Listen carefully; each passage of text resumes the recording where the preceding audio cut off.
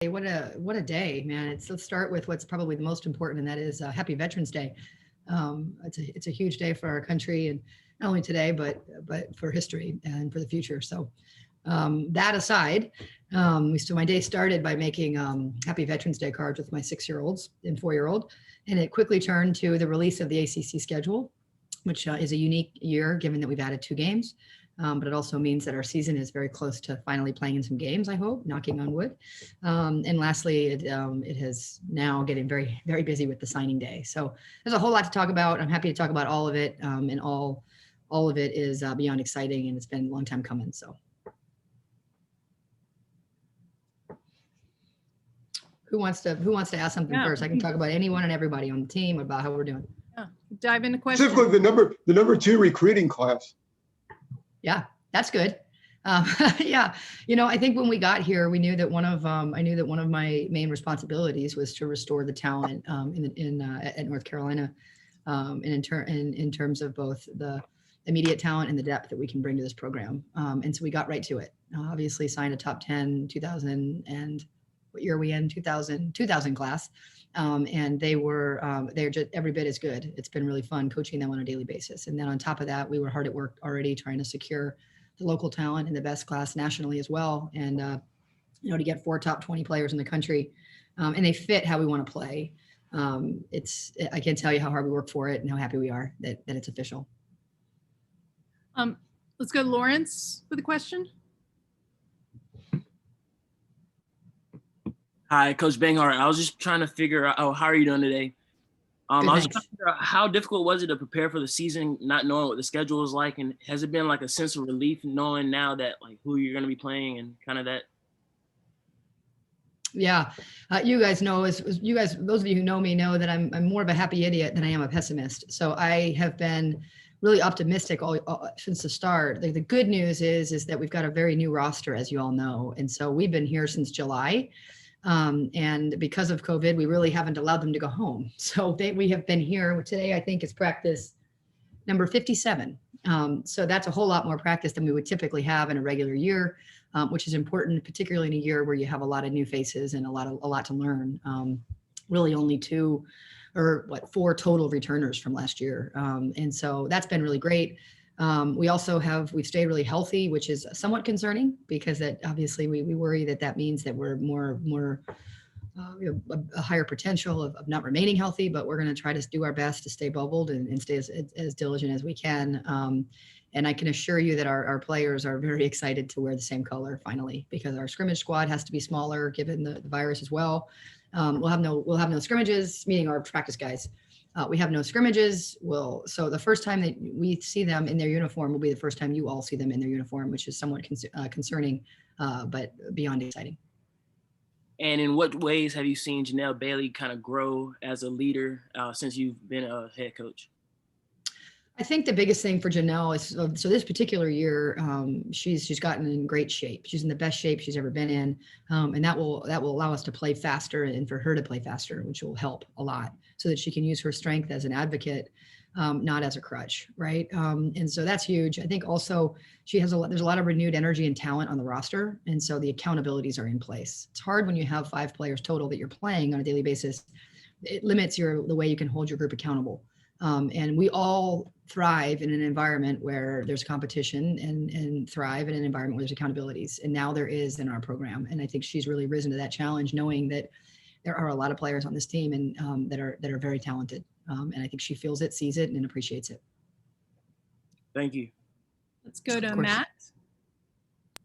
Dana, thanks. Coach, good to talk with you this morning. Got a couple schedule questions to get things started. First, that non-conference schedule. It's all mid-majors, all at home. Now, not to take anything away from those teams. There's some pretty solid mid-majors. Charlotte winning 21 games last year, UNCG, SoCon co-champs. But what do you hope to get accomplished in those 5 games at Carmichael? Yeah, I mean, we tried to get Alabama to return since they always return. We tried to get Auburn. We tried to get Georgia. I mean, it wasn't, we had to stay within a drive. So we were somewhat limited to what we were able to do. We were obviously very concerned about who else they were playing. So you'll notice we've got 3 games in 5 days. And that is, as long as we're all healthy for the start, it means we get 3 games in. And then we only need 10 more to find a way to get in, right? So we're kind of cramming them together. So it was a little bit of who can we play. We tried to get one on the road. That was challenging because obviously the mid-major schools would prefer to have a budget enhancement. So there were a lot of challenges to our schedule, but we're just glad to have an opportunity to work to play basketball together. And obviously there's a very young team that they're very comfortable now in day 57 playing against each other and our scrimmage guys. And it's there's going to be an adjustment. I know that. And there's going to be situations and scenarios that we can't prepare for besides just doing it, sort of like becoming a head coach, right? And so I think for what we hope to attain is game minutes for the basically the whole roster. I think you'll see a variety of starting lineups. I think we're that deep. And so we need people to get their feet wet on the court in a uniform so that when we get into league play, we are as deep and talented as confident as we can be. And then you touch on league play. I don't know if you've had the chance to totally digest the ACC schedule yet, but a whole lot of travel early on. And then if this gets played as scheduled, you only leave the Triangle once the entire month of February. Curious your thoughts on all that travel early and then a lot of home cooking come the last month of the year. Yeah, I mean, the 15 games that you play, or sorry, the 18 games that you typically play are, you kind of look at that and you say, well, I was at Miami, I was at home against Miami, so I'm going to Miami. So you don't really play a ton of stock in it. Adding the 2 games is what you really take a lot of stock in. And I'm curious on, I've expressed curiosity on how those were determined of the 2 additional games. I'm not certain there was a clear answer. So I think you'd have to ask them about how that was done. But yeah, we've got, not only is the travel sort of skewed, it feels like you play the same opponent close together. We play Wake before Christmas twice. I know Louisville plays Duke twice and both times away. Seems a bit odd. We also we have Syracuse, the third game of before Christmas.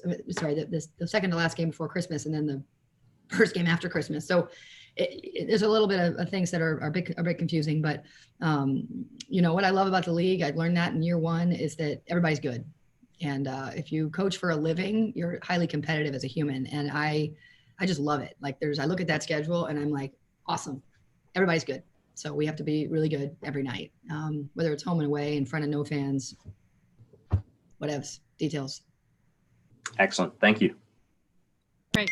Question from RL. Have you ever had a team that had so many new players coming in like this before? And also, how hard is it to bring all those new players together in a short period of time without exhibitions and that sort of thing? Yeah, I think the only time I can liken it to it was the first time I was a head coach at Princeton, only because the accountabilities in your culture and how you play is really different than so same thing as last year, right? You take over a new program and it's new to everybody. But at least in those 2 situations, there were players that had played college basketball before. We are in a different environment with 5 freshmen, all of whom are very talented and will see considerable minutes. But then you substitute the COVID factor in, and that's where, in a way, it's been really helpful. We've basically been going since July 18th or so, with never more than 3 days off in a row. So we've been going, and so we've gotten a lot of experience that way. I'll be interested and probably both horrified and fascinated on how it goes when there's actual real refs and like whistles and like, I don't know, stoppages and things that actually the basketball game entails. But I don't know how to simulate that in this type of environment. So it is a bit concerning.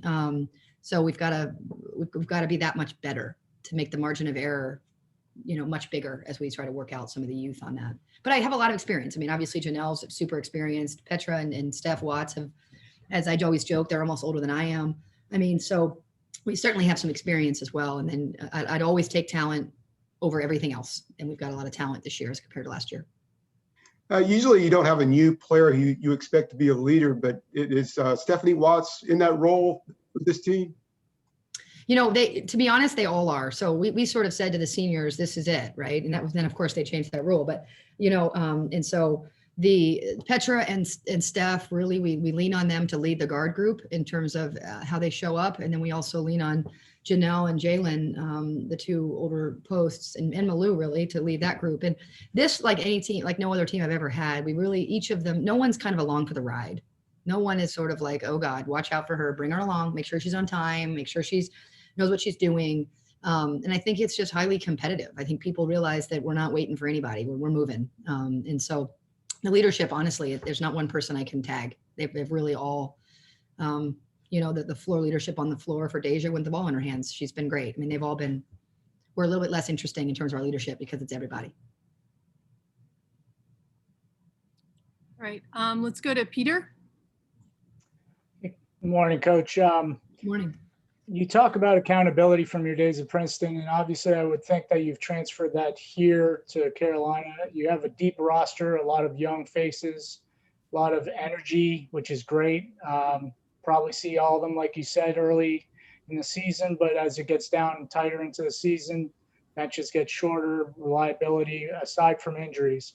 How are you expecting, or how do you work with that kind of dynamic to keep young players motivated, but realistic as to what's going to happen down the road? Yeah, hopefully it's a great question. Hopefully this year it's a little bit easier because really, like, we had 7 in practice the other day. We had 9 yesterday. Before that we had all 12. I mean, it's that kind of year. And every day we show up, we sort of say, hey, it's a COVID day. We don't know. Someone's got an ankle sprain, so you just never really know who's going to be active, because now if you have the sniffles, you kind of have to be held out, right? And so it's just kind of weird year in that way. But I would say, I told them about a week ago, I said, guys, here's the deal. You are 12 deep. That's a great thing. If I cared about, if we could play all 12 and it was our 12 against their 12, it's our 5 against their 5.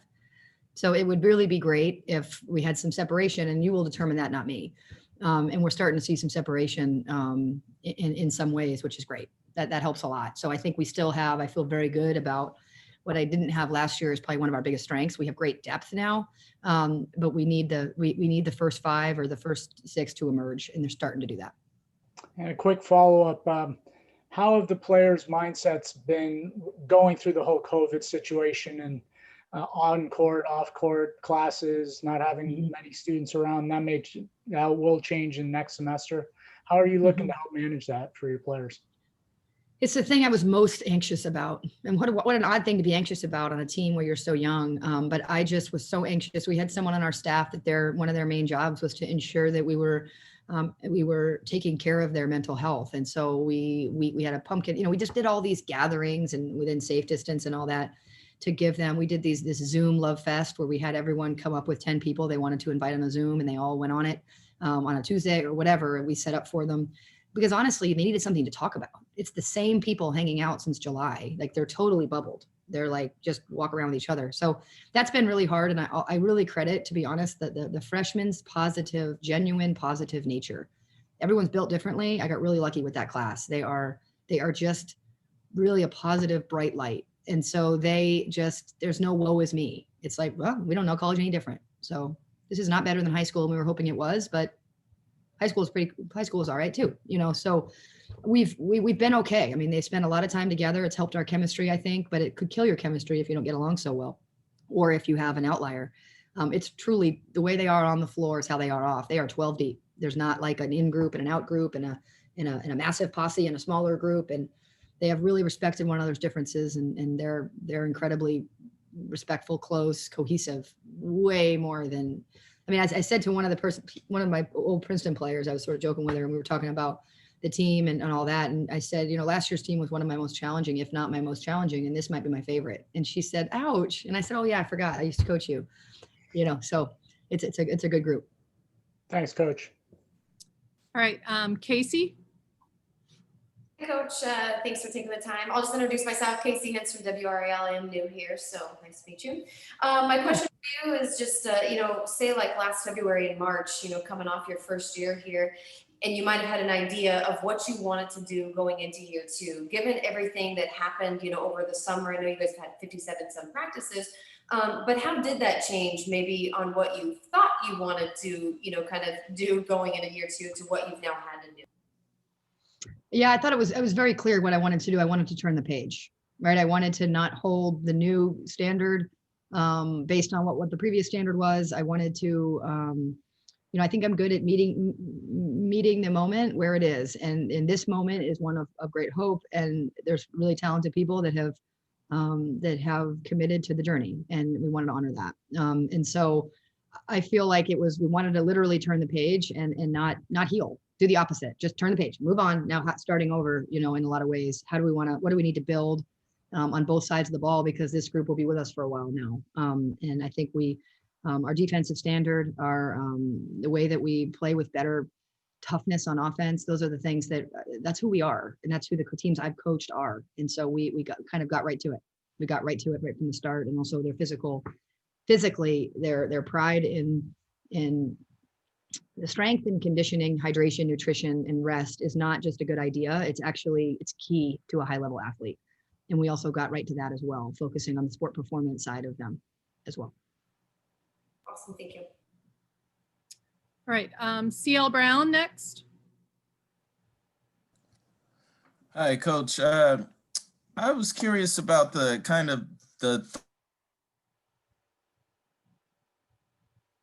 thought process behind the building of the roster. Can you hear me okay? Yeah, it's a great question. It was, yeah, go ahead.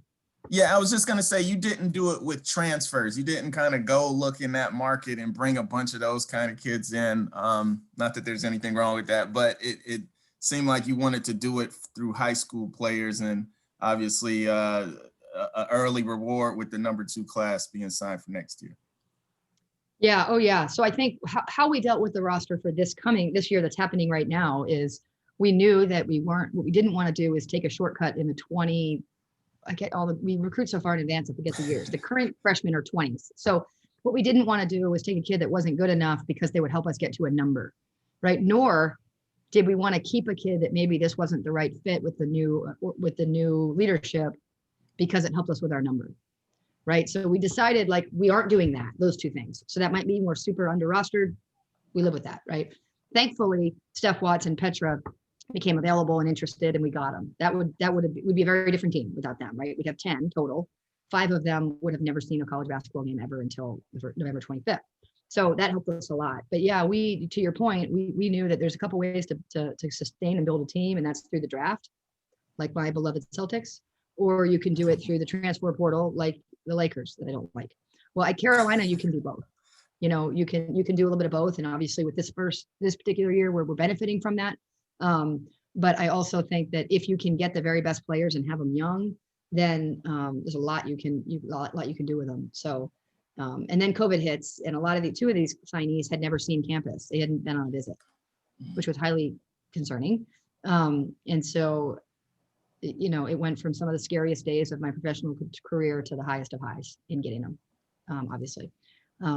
So, yeah, we felt like we weren't going to to answer your question in too long of an answer is we knew that our returning roster is going to be very small.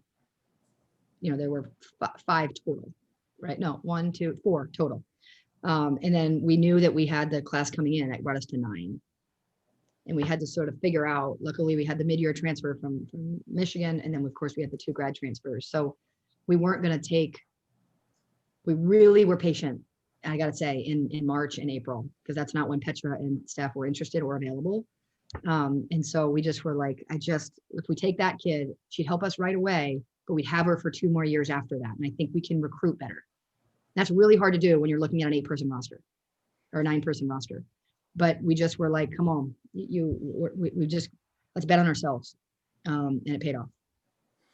And now that you've been able to watch Deja Kelly in practice, I just wanted to get your assessment on her strengths as a freshman making this transition to major college basketball, where you feel like she is right now. God, she's good. She is a good basketball player. That I'll tell you for sure. That secret's out of the bag, unfortunately. And I think what makes Deja so good is that her handle, a little bit like Curry, her handle allows her to not worry as much about the person guarding her. It's helping her think about how the secondary defenders are guarding, right, to make her read. And she loves film. She wants to be held accountable. She wants to be coached. She wants to be great. She's not the princess, prima donna, anything else that sometimes you get with stars. She wants to roll up her sleeves and what do you need, and if I rip her on film and show her some clips where she didn't do the right thing on defense or on check or whatnot, she makes an immediate change. And so what makes Deja's a combo guard that's going to have her ball in the her hands on the ball a lot because of the roster that we have. But she's a good decision maker, got a great handle. She's a lethal scorer. She can score with a ball screen or an open space, and she's undersized and she's better defensively than I thought. She's not elite there yet, but her growth in the last 6 weeks has been remarkable. Her pace has gotten better. So her learning curve is steep and she's already pretty darn good. So she's going to be a key part of this league for a long time. All right. Thanks, Coach. Mm-hmm. All right, let's go with Sophia next, please. Hi, Coach Banghart. Great to talk to you today. You spoke a little bit about the new talent on your team, especially in the guard position.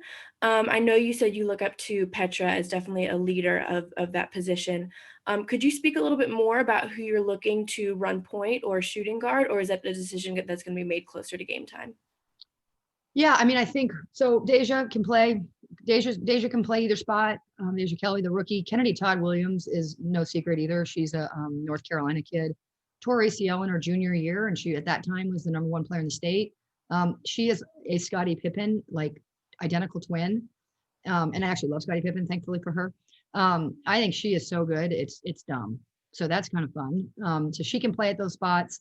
Obviously Petra and Watts have a ton of experience there. And then Ariel, the grad transfer, and Liz. I mean, they're both. I mean, Liz is 6'1". Ariel is and can touch and can hold the rim. And then Ariel is probably about 5'11", and if she was guarding me, I would just put the ball on the floor and walk away. I think those two, we've got so many wings that can help us in very different ways from one another. So I do think it's a little bit by committee, and a little bit by health, and a little bit by kind of where we are week to week in terms of the virus and sniffles and things that happen throughout the year. But in their hands a lot, the ball. Kennedy Tucker has gotten so much better from a year ago. I can't even believe it. And so I think it's a combination of Deja, Tucker, Kennedy Todd. They can have the ball in their hands a lot at the lead. And then in the wings, Petra, Steph, Liz, Ariel. I mean, we're fine there. Great, thank you. All right, let's go with Mitchell. Yeah, thanks for doing this, Coach. Hope you're doing well. Two of your returning starters are in the front court, Janelle and Malou. Malou was a freshman last year, led the ACC in offensive boards, all freshman team. What kind of strides do you expect to see from her this year, and what improvements already have you seen? First of all, she had some a pretty significant surgery, and she's so much healthier. I mean, she played injured all last year, so she can move a lot better. So you'll notice that she can move better north-south, and she can move better east-west. So that will allow her to play outside of her area a little better. But the two areas skill-wise, she's much better is her face-up range and her left hand. I mean, she basically did all that last year because no one was guarding her, because she didn't have a left hand and she didn't have great range. And so she was able to get to the offensive glass. Now she can actually score with the ball in her hands instead of just off the offensive glass. So she's gotten. The downside with playing a freshman is they play right away, and you don't get a chance to really develop them because their body obviously is deteriorating, especially if not healthy. We finally have had time with her, and she's just gotten so much better. So you'll see a better version of Malou. And then I think Anya Poole and Ali Zelaya, I think they're pros. I think they're really, really good. Obviously, Anya's a 5-star, so that's not a secret. But Ali Z, the kid from Arizona, about 6'4" or 5, she's like a Kylie Shook from Louisville. That position is going to require. Last year we had to play our bigs like 32 minutes a game.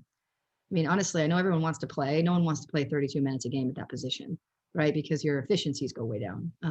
There'll be much more depth, which just allows you to play healthier and to play at better pace. So that will also help, is that she'll have some help.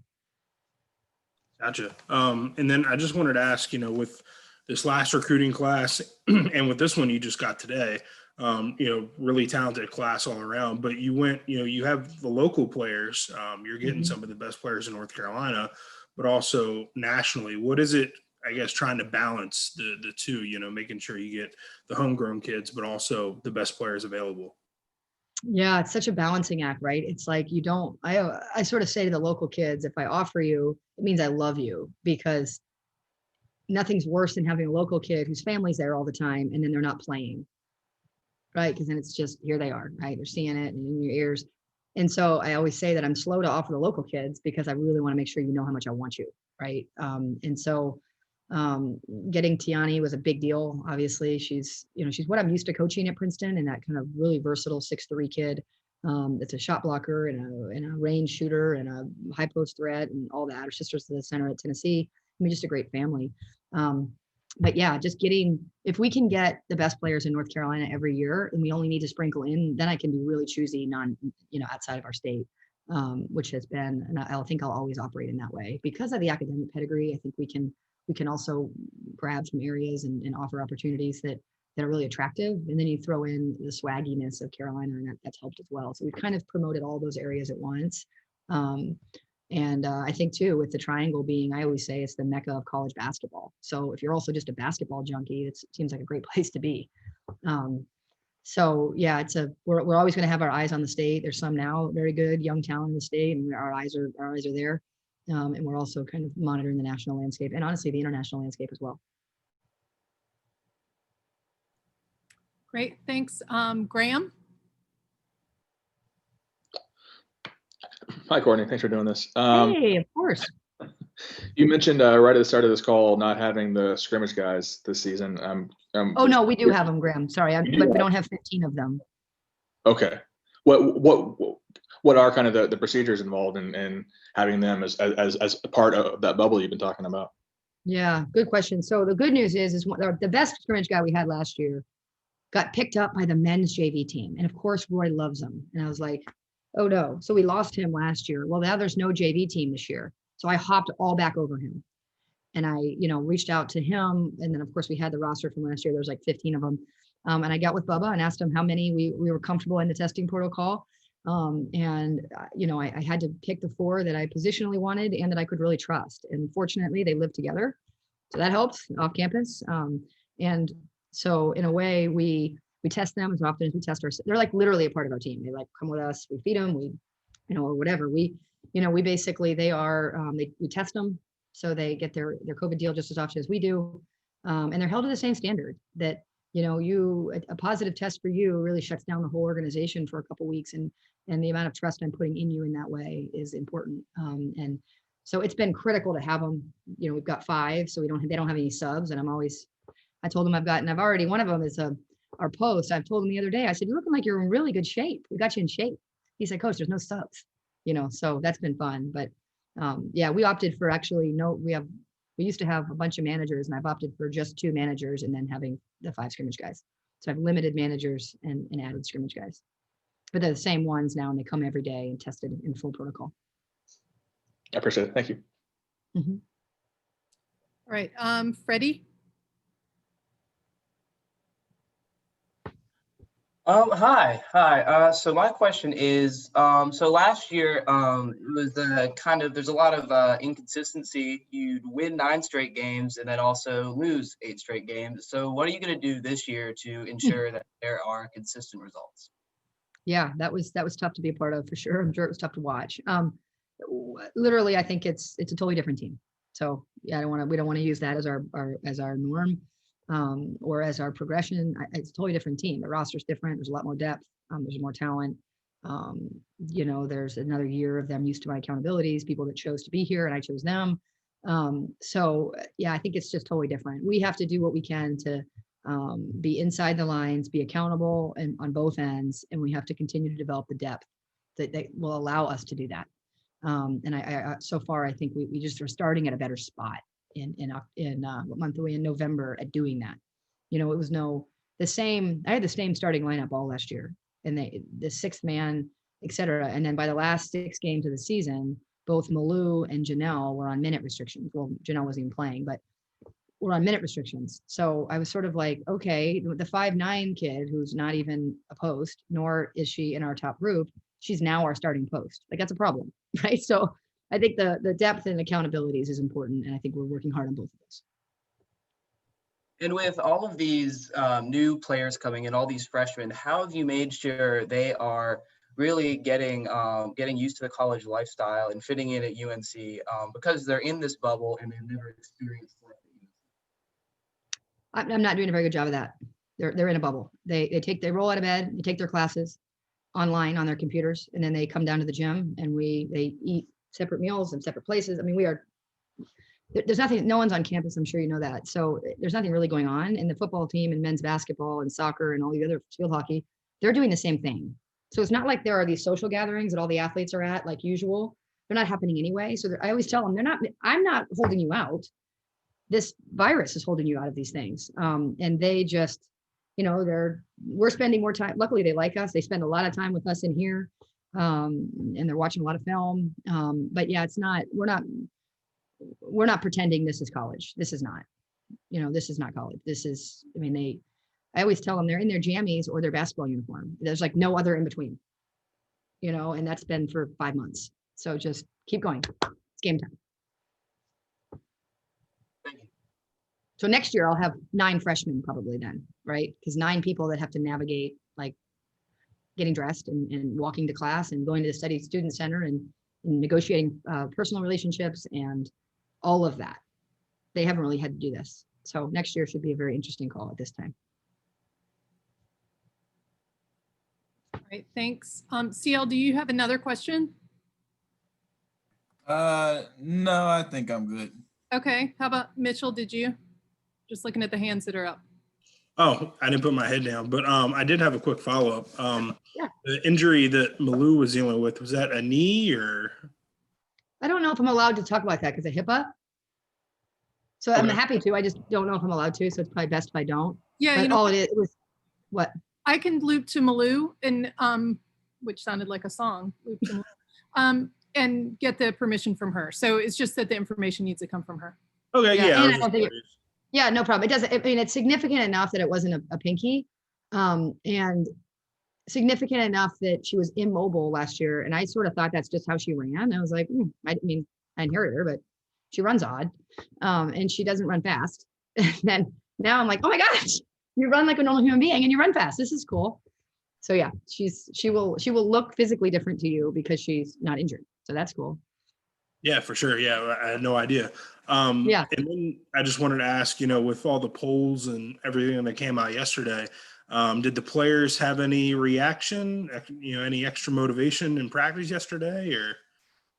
I didn't even bring it up, actually. I'm like so fun to be around. And then when you put me on the basketball court, I'm all business in practice. It's crazy. So good point. I didn't even bring it up. I acted like it didn't even happen. It's basically either social injustice or basketball. That's all we talk about. I certainly would approach, if I did bring it up, what I would have said is that the fact that there's rankings, schedules, announcements, it means we're almost at game time. It doesn't really matter where you start. I'm pleased that we have the confidence of the league. I think when you go from where we were last year to 4th, it was a big deal, but we haven't won a basketball game yet. And we obviously have some very good teams in our league. So yeah, I guess it wasn't important enough for me to bring up. Thanks, Coach. I did congratulate though, Janelle and Deja. And I told Janelle, like both of them, I said, you got these, congratulations. This award is based on your past success. So you should be recognized for that. That's great. But I'm really proud of the growth you guys have made in the last 5 months. And that's what I'm celebrating. So I guess I mentioned them. Great, thanks. Nicole? Hi, Coach. Hi. So with the incoming forwards, Zelaya and Utsby, what are their strengths and where do you see them on the court this season? Well, it's Anya Poole and Ellie Zelaya. Zelaya is like a Kylie Shook, so she's a stretch four that can really shoot it. She can finish with both hands. She has great extension. She's just a very good basketball player. She's skilled. She understands gaps on defense. She's a shot blocker. All those things. She's about 6'5", and she's got a very long wingspan. And then Anya Poole is a complete delight to watch. She has a very awesome combination of incredible footwork and skill and like Janelle toughness. It's a very odd, awesome combination. So she's tough. She's very athletic and she's got great footwork and she's super competitive. So she's very vocal. And then Utsby is actually a guard. She was a forward in high school because she's 6'2", but she's probably the fastest on our team, baseline to baseline. And she is relentless, is what I would say. She is absolutely relentless. So she'll actually remind you a little bit more of Steph Watts. She's probably mirrors her game a little bit more like Steph, but a little bit like Kunin, the last year's senior, who's also from Minnesota, in that she will play her in the low post and some will play her as a guard, and we'll play her from behind the arc some. I mean, she's really a versatile kid. So they're very different. And then Todd Williams is more like a Scottie Pippen, and Deja is more like a feature guard. And where do you see Zelaya and Poole like fitting in with the returning players? They'll both start games. They're both very Okay. good. Yeah, they are both very good. So how I see them fitting in is I think Zelaya is a game ready 4. I think Anya's a game ready 4 or 5. I think Janelle's a game ready 5, 4. I think Malou is a proven 5 who had to play the 4. I mean, if all of them are healthy, I will be smiling all year because I had 2 last year. So that would be awesome. And then Jalen Murray comes back she's finally healthy-ish as a redshirt junior, senior, and she's just like, she's the hype man. And so no one celebrates on the floor a hype man like a hype man, right? And so we're all looking forward to having her get a chance to compete on the floor. Thank you. Do we have any other questions?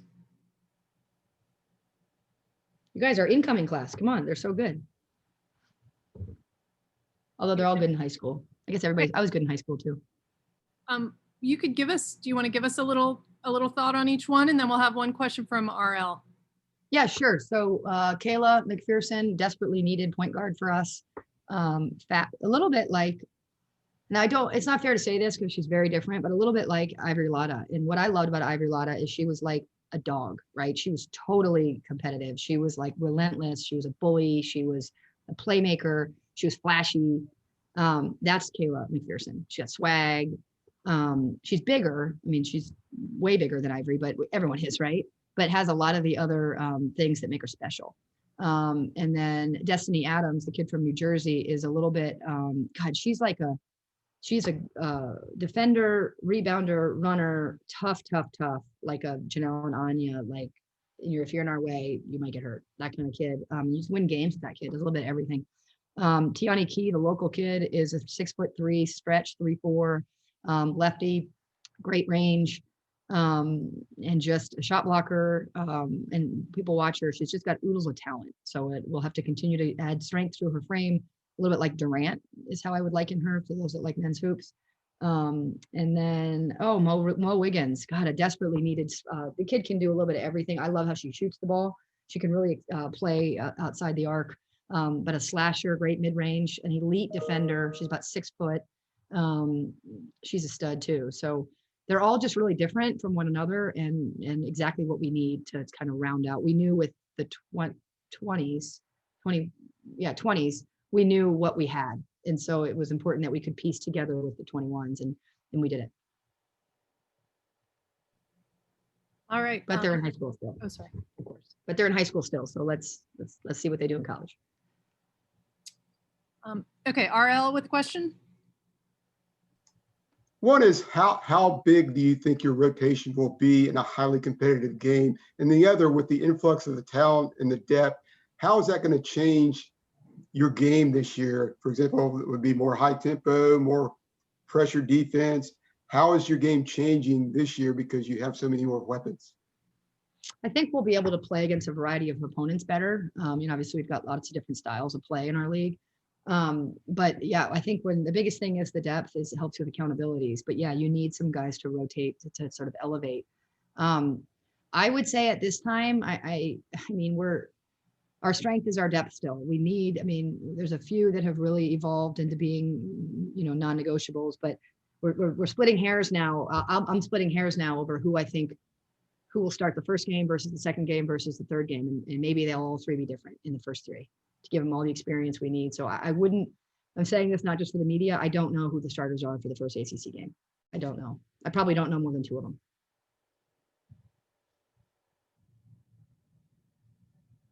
And I hope that's our strength. So maybe we move it all. Maybe we change it around all year. I don't know. As I always tell them, no one benefits from playing the players that help you win more than me. So do you see tempo changes from last season because of the depth? Absolutely. Yeah. Everyone, the buzzword in college hoops is to play fast. You need fast people to play fast, right? And you need depth. because of the obviously some people like, they say they want to play fast and they have these giant bigs that can't move, right? Or these guards that are slow. So yeah, much faster in terms of offense to defense, and much faster in terms of sliding on defense, getting into gaps, guarding our own. Because if you don't do it, someone else will. So yeah, the pace of play will be different. The offense, I mean, the good news is I didn't have to change any offense for anyone. Janelle's got the highest basketball IQ of anyone I've ever coached. And so she's the only one that probably remembers anything from last year. And it's all different. So it doesn't really matter to Malou what she's running, what she ran last year, because it's a different year. So yeah, it's a totally different style, totally different team. Great. Anybody else have any final questions? Nope. All right. Well, I guess that's a wrap. Stay safe, everybody. Yeah. Thanks, Coach. Coach Banghart will be on ACC tip-off tonight, and Janelle Bailey on tomorrow night on ACC Network.